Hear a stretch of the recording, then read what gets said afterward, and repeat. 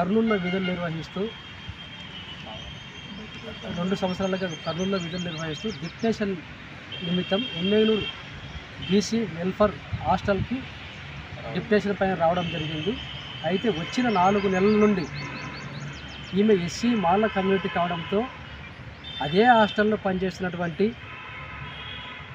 Warden హారతిదేవి గారు 4 నెలల నుండి మరి ఒక సంవత్సరం చిన్న బాబు, 3 సంవత్సరాల ఇంకొక బాబు, 2 చిన్న పిల్లలతో వాళ్ళ ఆలనా పాలన చూసుకొని మరి సక్రమంగా విధులకు వెళుతూ క్రమం తప్పకుండా కరెక్ట్ టైంకి విధులకు వెళుతున్నటువంటి దీపారాణి పైన ఆమె కేవలం కులం తక్కువ వారం కావడంతో మరి ఆమె కులం చెందినటువంటి 2 ట్యుటోరియల్ని అక్కడే ఉంచుకొని వాళ్ళతోనూ కులం తక్కువ అని తిట్టిస్తూ ఆమె విధులకు ఆటంకం కలిగిస్తుంది.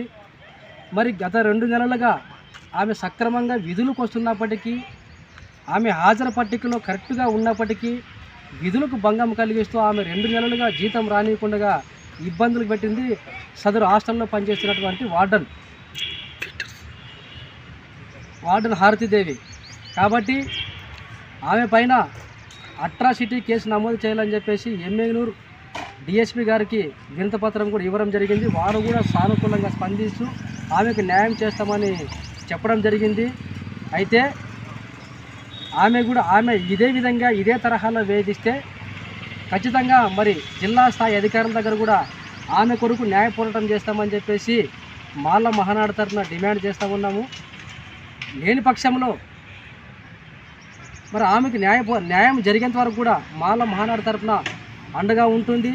ఎక్కడ దళిత అధికారులు కానీ దళితలకు సంబంధించినటువంటి ఏ సమస్యలున్నా మాల మహానాడు ఎప్పుడు కూడా ముందుండి పోరాటం చేస్తుందని చెప్పేసి తెలియజేసుకుంటూ ఈ అవకాశం కల్పించిన ప్రతి ఒక్కరికి పేరున జై భీములు తెలియజేసుకుంటున్నాం. నా పేరు నలసప్ప, మాల మహానాడు రాష్ట్ర ప్రధాన కార్యదర్శి. జై భీమ్, జై మాల.